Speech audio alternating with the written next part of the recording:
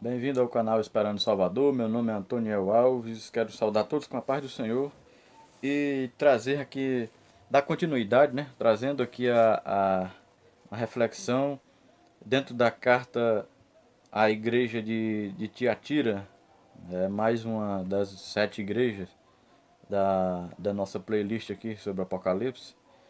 E, e hoje é sobre Tiatira. É uma igreja que ela é mencionada também em outras passagens bíblicas, né? Principalmente em Atos dos Apóstolos, quando, quando Paulo está pregando naquela cidade em que Lídia se converte, né? Lídia era uma mulher vendedora de púrpura, que era da cidade de Tiatira, né? Daquela província. E ela era uma comerciante, né? A região de Tiatira, a província, ela era muito conhecida por seu comércio, né? Por seu comércio, por existir profissões de vários tipos lá e também o que caracterizava aquela cidade era os grupos de profissionais, né? Porque era como se fosse várias cooperativas, né? Associações, né? Tinha várias cooperativas da parte que trabalhava com fundição, com metalurgia, com cerâmica, com tecido, né? No caso de Lídia, trabalhava com púrpura, era um tingimento, lá também tinha essa árvore lá, né, que usava para tingir as roupas, fazia a tinta para tingir roupas, usada muito pela nobreza, né, pela realeza, pelos reis, pelos imperadores da época, pelos governantes, as pessoas procurava esse tipo de cor, esse tipo de tecido. E Lídia era a vendedora, né? Lídia trabalhava, foi aí nas suas andanças por aí vendendo os seus tecidos, né? Que ela conheceu o Evangelho, né? Se esbarrou por aí, encontrou Paulo, né? Não por acaso, né? Mas tudo projeto de Deus, porque Deus ele tem a maneira de se revelar para cada ser humano, né? E tem as pessoas que Deus coloca em nossa vida para que nós venhamos crescer espiritualmente e essas pessoas nos levar a Deus, né? E foi assim que aconteceu com Lídia quando encontrou Paulo, né? E é por isso que a carta à igreja de Tiatira ficou conhecida aqui em Atos dos Apóstolos, Atos capítulo 16, 14. Atos 16, 14. Está escrito assim: E uma certa mulher chamada Lídia, vendedora de púrpura da cidade de Tiatira, que adorava a Deus e nos ouvia, e o Senhor lhe abriu o coração para que ela estivesse atenta às coisas que Paulo falava, né? O evangelho é assim, né? Tem os que rejeita e tem os que aceita, né? Na verdade. Agora a carta aqui de Tiatira diz assim, ó: Ao anjo da igreja escreve estas coisas, diz o Filho de Deus, que tem seus olhos semelhante ao fogo, a chama de fogo, e os seus pés são como o bronze polido, ou em outras versões diz latão reluzente. Eu conheço as tuas obras, o teu serviço, o teu amor, a fé, a paciência. Tuas últimas obras são maiores do que as primeiras. Aqui é Deus elogiando a igreja de Tiatira, elogiando o líder daquela igreja, né? Que eles tinham várias coisas, né? Eles tinham a fé, tinham boas obras, tinham amor. E Deus fala que as obras atuais deles são maiores do que as primeiras, né? Tinha paciência, né? As obras tinham e o serviço, a fé, né? Todas essas coisas eram motivo de elogio. E Deus aqui se dirige a esta igreja, se dirige diretamente ao anjo da igreja, ao líder daquela igreja, aprovando eles nessas coisas. Porém, eu tenho umas poucas coisas contra ti, porque toleras aquela mulher Jezabel, que chama a si mesma de profetisa e ensina e a seduz os seus servos a cometerem fornicação e a comerem das coisas sacrificadas. Eu lhe dei tempo para se arrepender da sua fornicação, ela não se arrependeu. e eis que vou jogá-la na cama aqueles que cometem adultério com ela em grande tribulação, a não ser que eles se arrependam dos seus atos. E eu matarei os teus filhos, e as com morte, e toda a sua igreja saberão que eu sou aquele que esquadrinha os corações.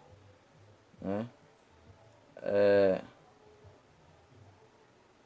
Mas digo aos demais em Tiatira e a todos que não têm esta doutrina, que não têm conhecido as profundezas de Satanás, como eles falam.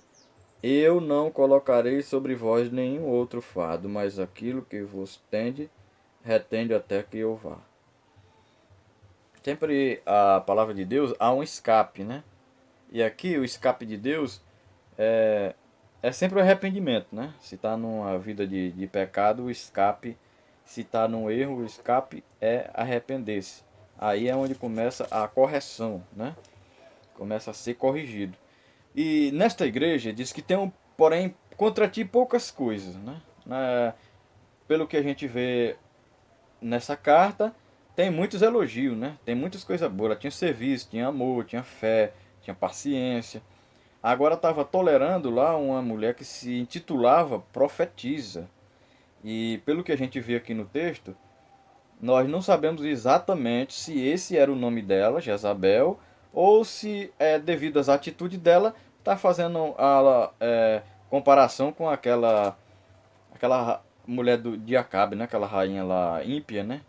Que além de fazer os outros cometerem adultério, né? Ela perseguia os profetas, como foi no caso de Elias, né? E adorava, levou a nação que adorava a Deus a adorar outros deuses, inclusive o próprio marido, né, Acabe. E por aí a gente sabe que foi uma miséria total dentro de Israel no governo daquela mulher, porque na verdade não era o homem que mandava, né, era ela que governava, era sobre as diretrizes dela, que ela quem ditava todas as regras. E essa mulher aqui estava trazendo ensinamento falso, né? Estava trazendo ensinamento falso que levava as pessoas a práticas imorais, a práticas imundas e a idolatria. Essa mulher aqui descrita em Tiatira, né? Que ele chama de Jezabel. Pode ser uma espécie de codinome, né? Dado a ela devido às suas atitudes, como eu falei antes, né? Parecidas ou com muita semelhança mesmo as da mulher de Acabe, que trazia esses ensinamentos falsos de adoração a outros deuses, de cometer adultério, fornicação, todo tipo de impureza, de imundície, né? Sexualmente falando, idolatria e tudo. Até porque a idolatria já é é considerado nas escrituras sagradas como fosse um adultério, né? Uma traição, porque entre Deus e o seu povo um relacionamento, né? E quando isso é quebrado, né? É chamado assim, né? Então, esta mulher trouxe esses males e o líder da igreja estava sendo reprovado por isso aqui, por tolerar essas coisas, esses ensinamentos que acredito eu está estragando muita gente, mas tinha uma boa parte que tinha aquelas qualidades lá de que ele fala no começo, né? E o que é que Deus fala para os que têm aquelas qualidades? Para eles continuarem do mesmo jeito. Que não.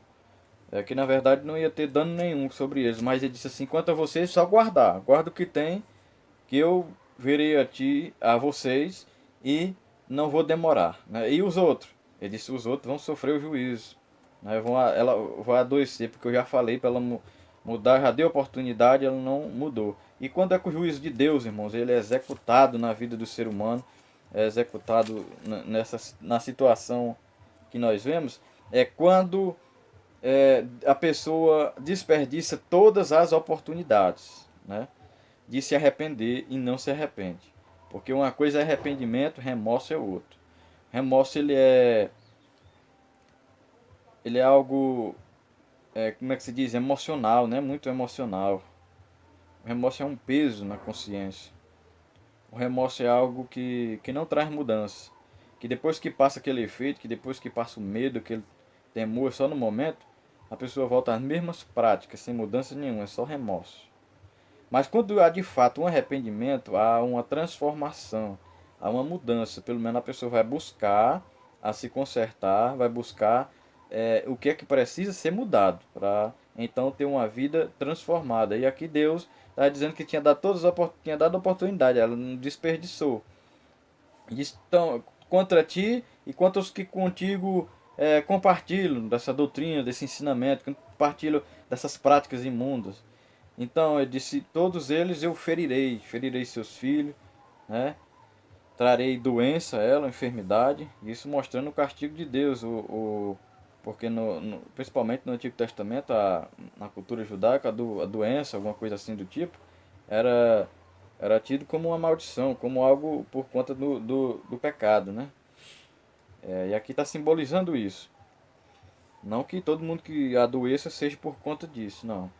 Mas nessa situação, Deus está trazendo nessa linguagem atual da época, né? Para facilitar o entendimento das pessoas. E aqui é o seguinte: a carta de Tiatira é uma carta em que tem algo a ser ajustado, né? Um falso ensino entrou na igreja e quem se contaminou com ele, Deus estava dando um tempo para se arrepender, né? Ele só não ia acontecer nada de mal se caso voltassem atrás e se arrependessem. E os que tinham se preservado, se guardado, o conselho de Deus é: permaneço, porque eu virei brevemente. Então, o conselho de Deus para nossas vidas, que não nos devamos, que não devamos nós, né? Nós devamos nos misturar com essas práticas imundas, aceitar esses ensinamentos, adquirir essas coisas para nossas vidas. Que a verdade de Deus ela é absoluta, ela não é relativa. A verdade de Deus é única, é imutável. Né? E os que se conservam santo e irrepreensível têm uma vida santa e piedosa na presença de Deus. Deus traz a mensagem de Deus para nossas vidas é que nós devamos continuar do mesmo jeito, que nós devamos continuar servindo a Ele, nos guardando do mal, das imundícias desse mundo, de uma vida pecaminosa. Tudo isso devemos evitar e trazer para nossas vidas somente aquilo que pode nos edificar e nos levar mais perto de Deus. Né? E para aqueles em que já foram avisados, né, como Deus aqui avisou a igreja de Tiatira, avisou aquela mulher, avisou as pessoas que seguiam que tem o arrependimento. E quando há arrependimento, há mudança. Então, cada dia devemos nos conservar santos, limpos, puros, permanecer na direção, na luz da palavra, na revelação da palavra, do Evangelho, para que assim Deus possa fazer coisas grandes em nossas vidas. Né? E essa é a mensagem da igreja de Tiatira, né?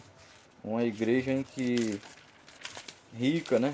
Em obras, em amor, em tanta coisa, mas que, por outro lado, estava deixando a desejar, né? Por conta de tolerar esses ensinamentos falsos, imundo, que ia de encontro à palavra de Deus, que na verdade não edifica, mas só destrói. E ao que vencer e guardar as minhas obras até o fim, eu lhe darei poder sobre as nações. Ele governará com o cetro de ferro, com o vaso do oleiro, eles serão quebrados em fragmentos, e assim como eu recebi de meu Pai. E eu lhe darei a estrela da manhã. Aquele que tem ouvido, ouça o que diz, o que o Espírito diz às igrejas. Então, as promessas de Deus, nós vemos nas Escrituras que as suas promessas elas são condicionadas para ela acontecer, para ela se cumprir em nossa vida, né? Não é porque Deus prometeu que vai se cumprir a todo custo sem a gente ter nenhum comprometimento com Ele nem com a sua palavra e vivendo uma vida de todo jeito. Não. Ela se cumpre a partir do momento em que nós nos mantemos fiéis à sua palavra e ao próprio Deus, né? Temos uma vida limpa, um coração limpo diante dele, praticando boas obras, né?